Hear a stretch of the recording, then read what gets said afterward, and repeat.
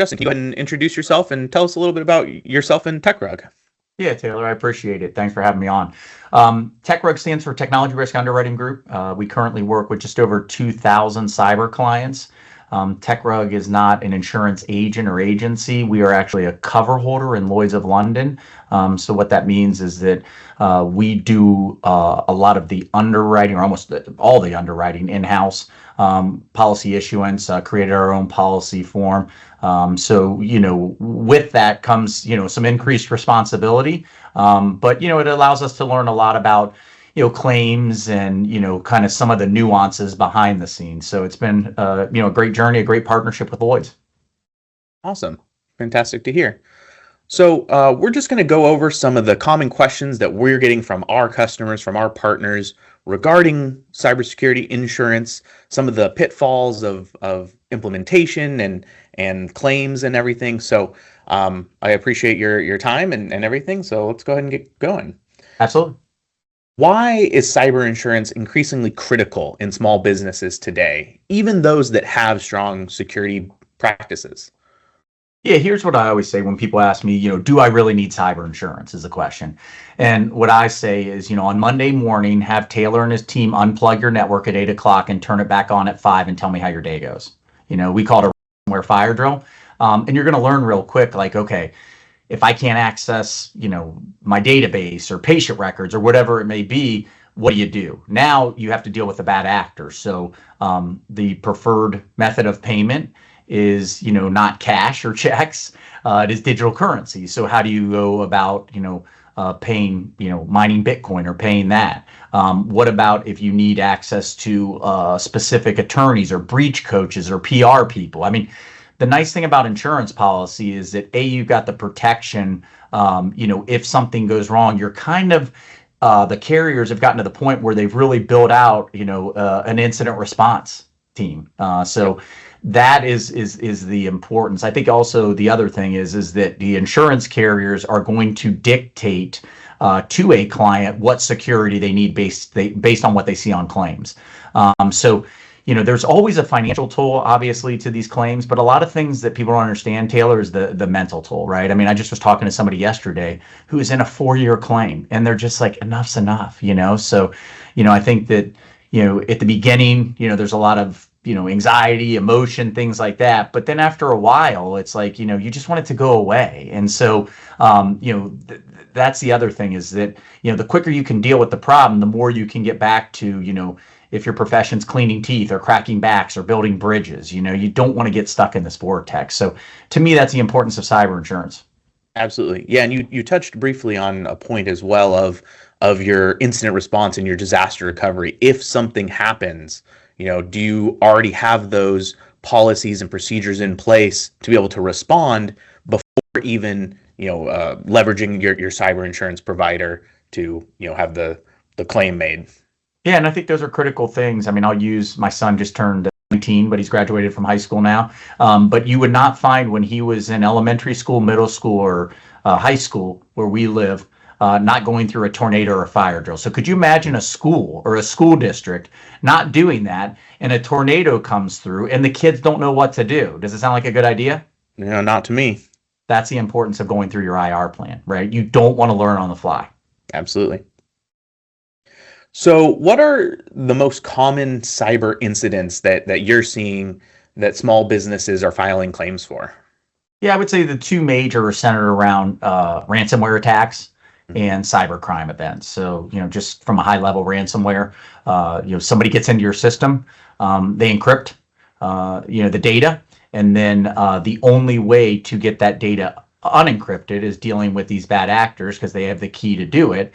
And so, a lot of times, companies, the sophistication of the attack is getting greater. And so, even now they're able to access, maybe sometimes backups that are disconnected from the network. So, a lot of people will get Taylor from our side as, I don't know that I'm really a target, because I'm a 4-person accounting firm. And it's like, you know what? They're looking for vulnerabilities. They don't care what industry and what size. I mean, don't get me wrong, there's obviously targeted attacks, right? But for the most part, as you know, there's a whole industry, ransomware as a service, you know. Yep. They're looking for vulnerabilities, they're going to take advantage of it. It's like, you know, fishing as a kid. You throw a net into the pond, you don't care what type of fish you catch. Once it starts wiggling, you pull the net in and you got your fish, you know. Same That's type of exactly right. concept. You know, the other thing is cybercrime. You know, whether it's social engineering, you know, unauthorized electronic funds transfer, but you know, those where we see in the where we will see the cybercrime claims. And you know, a lot of people are just getting tricked into sending money that they shouldn't have. I think security awareness training is a big way to help prevent that. It's not going to totally get rid of it. And you know, the other thing is, you know, making sure that you've got, you know, certain security in place like multi-factor and stuff like that, that the likelihood of it happening will drop dramatically. It's not going to totally get rid of it, but you know, I think those are the two areas when you ask me where are we seeing claims, a large majority of them are going to be centered around ransomware and cybercrime.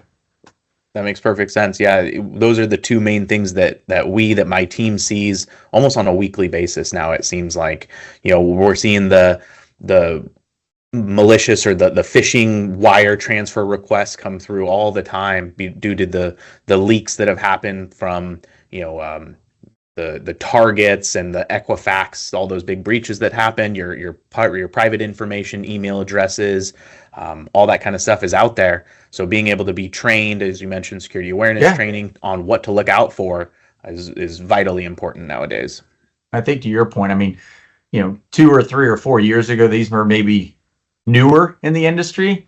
I mean, now it's as, you know, it's as common as going to the dentist, getting your teeth cleaned every 6 months. I mean, you just have to have it.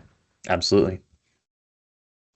How should a small business determine how much cyber insurance coverage they need?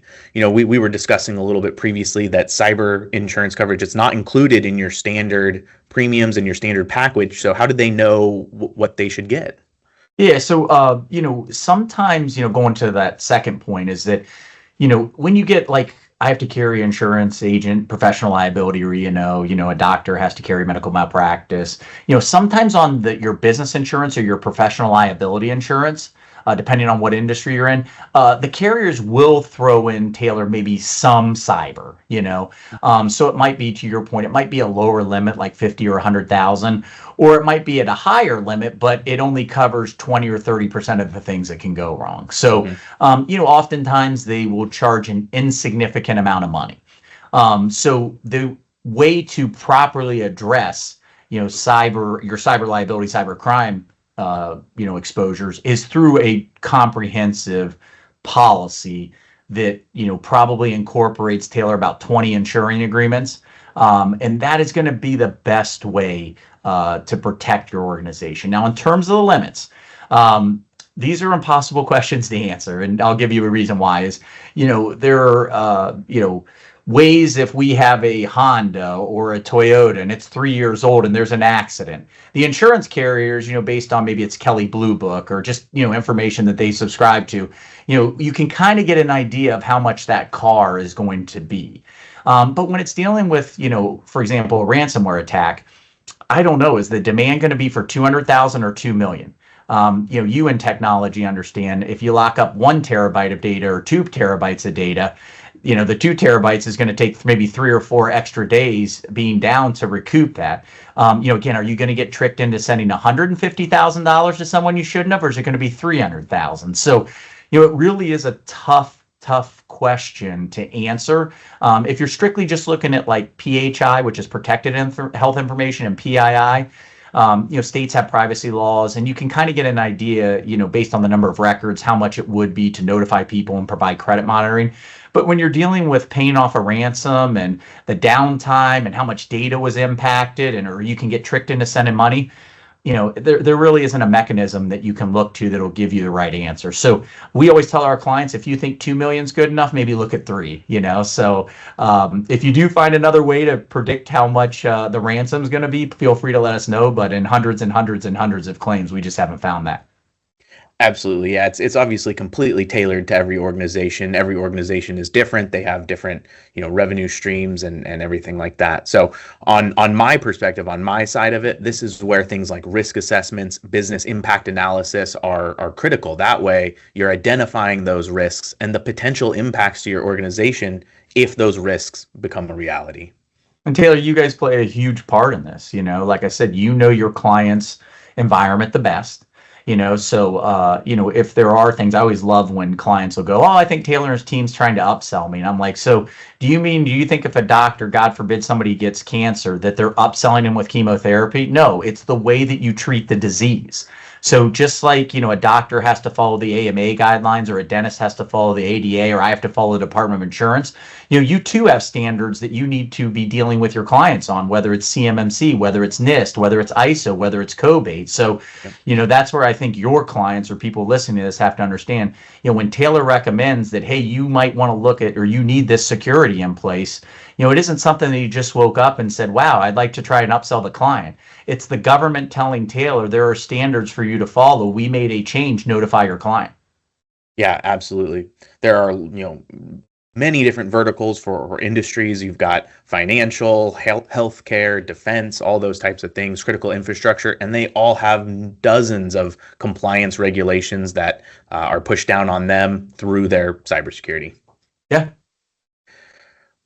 What role, speaking of cybersecurity, Yeah. what role does a organization's cybersecurity posture play in their eligibility for insurance, for their premiums, if claims come around? How does that work? Yeah, I think that, we'll call it the insurance, to get an insurance policy standard versus, the standard that, a defense contractor might have to Sure. adhere to. So yes, the insurance carriers are not going to pay as much attention to someone that's trying to work with the government and be a defense, or comply with CMMC. They're really going to look at, where do we see claims?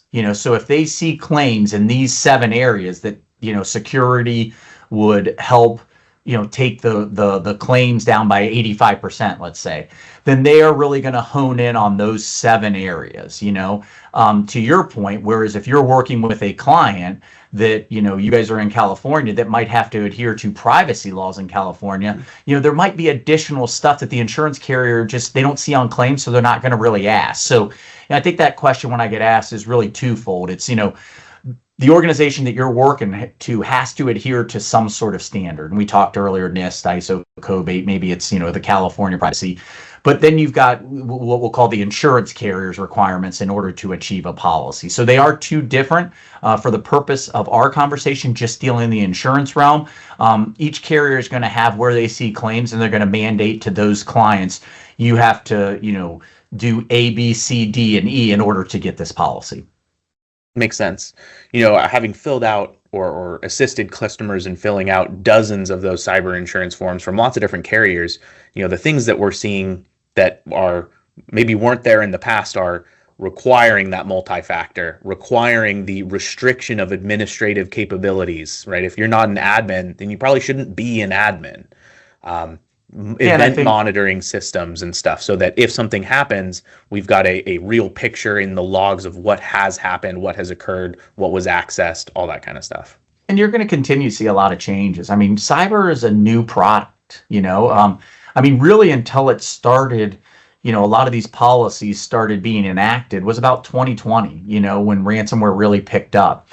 So you're looking at really an industry that's had to analyze a number of claims over the last 5 years. So, again, if you compare that to a doctor that might carry, medical malpractice insurance, it's probably, or an accountant professional. It's probably been around for 100 years. I don't know the exact number, but my point is they have a lot of data. They're able to see how the claims are coming in and what you can do. So, just expect a lot of changes even over the next 5 to 10 years.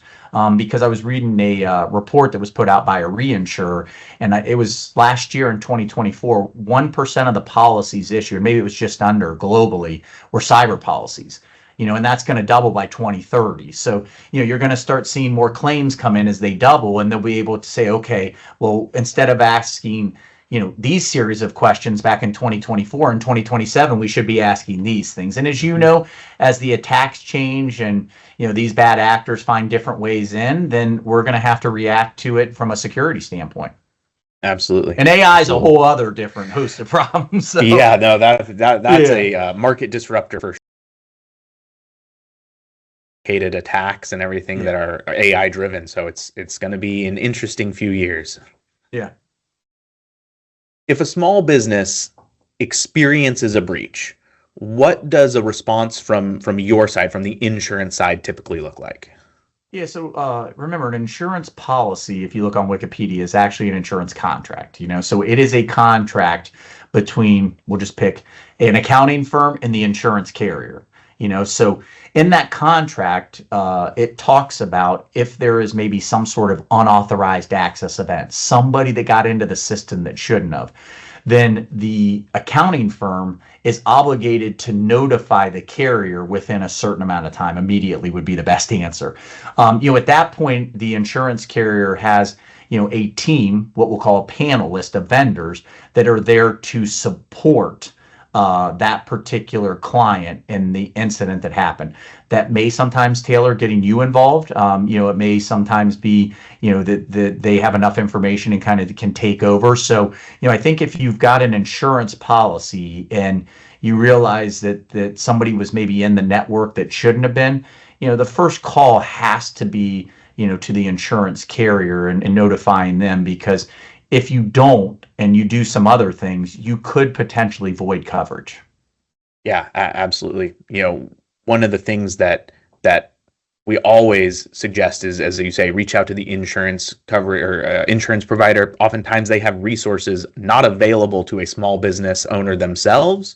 Third party service providers, as you say, professional cyber insurance, cyber forensics people that can do investigations that might not be available to every business owner or every IT department. Yeah. If you could, if you could wave the magic wand and have anything that you wanted, what is one thing that you wish that more small businesses understood about cyber insurance? Yeah. How, I guess, necessary it is. Again, I'm back to, we live in an age where, everything really, whether it's information or even our data, is really kind of at the click of your mouse. But there are also a lot of dangers with that, right? If everything is centralized and you get hit, it's going to take down the organization. So I just wish, I guess, more people would, and I'm not just saying it because I'm in it, would take out the cyber insurance, because we're back to what I mentioned earlier. There's a financial toll, but the number of people that have, anxiety attacks or panic attacks or depression after it. I don't think people see that side and understand, what it does to a business when you can't get back to your clients, and you're held hostage. The other thing I wish clients, and this is probably more security is related, and on your side, is I just wish they would take security more serious. It really is getting to the point of, it's not, if your organization is going to suffer some sort of, cyber event, whether it's cyber ransomware or a cyber crime event, it's when, and so, I just wish that the days of, hey, listen, I'm not really on the radar, or I don't know if I need it. We're back to, in other professions, you would never question an accountant if he said, hey, we need to do this to comply with this particular change in the law, right? And you would never say, if a doctor said, hey, we're really looking, we're seeing this strand of virus come out and we'd like you to do A, B, and C, you really wouldn't push back on the doctor a lot of times, right? And so, I think that's the one thing, from a cyber insurance, is that it has to be part of an organization's kind of insurance portfolio. And with that, take cybersecurity seriously. I mean, okay, so for a few extra bucks a month, believe me, if you don't have to spend a beautiful sunny day, summer, or the month of July or August, stuck in your office dealing with stuff you didn't sign up for, and you can enjoy times with your kids or picnics with friends or going to see, relatives, it's just worth it. Absolutely. Yeah, the industry, the landscape of IT and of the internet is changing so frequently. The amount of new and novel attacks that we're seeing make it all the more necessary every day. And I completely agree with you. I wish more people would take it seriously as well. Unfortunately, it seems like we live in a world where it gets taken seriously after an event has happened, after there's been an incident, right? And you know what's interesting? We often have clients like that that didn't have cyber insurance that, will contact us about getting it. And we always ask them, was it fun? And I've never heard someone that says, yeah, I'd like to sign up to do that again, right? So, my point is if they take the security serious and they get a cyber insurance policy, I think the security a lot of times will allow, to use a hurricane analogy, a Cat 5 that maybe gets reduced to a Cat 1 or a tropical storm. Then if the insurance only has to deal with a Cat 1 or a tropical storm, it's going to make that, horrible event seem, a little bit easier to deal with, so those are the things that I think clients need to understand is security and cyber insurance are a critical part of your organization. Absolutely. Again, we go back to, if you don't think it is, unplug your network for a day and work. Right. Yeah. It's that's a very easy test to do, or it doesn't even have to be a day. Unplug it for an hour and see what your productivity looks like. Yeah. Yeah. Well, Justin, again, thank you so much for coming on and discussing this with me. I know it's something that lots of our customers have been, concerned about and asking questions about. So I was really happy when we were able to put this together. No, absolutely, Taylor. You and the team have been great to deal with. So, if anybody can take away, any information, whether even it's just one nugget, then, we're happy to do so for the audience. Fantastic. Well, thank you so much. Absolutely, Taylor. Have a good one.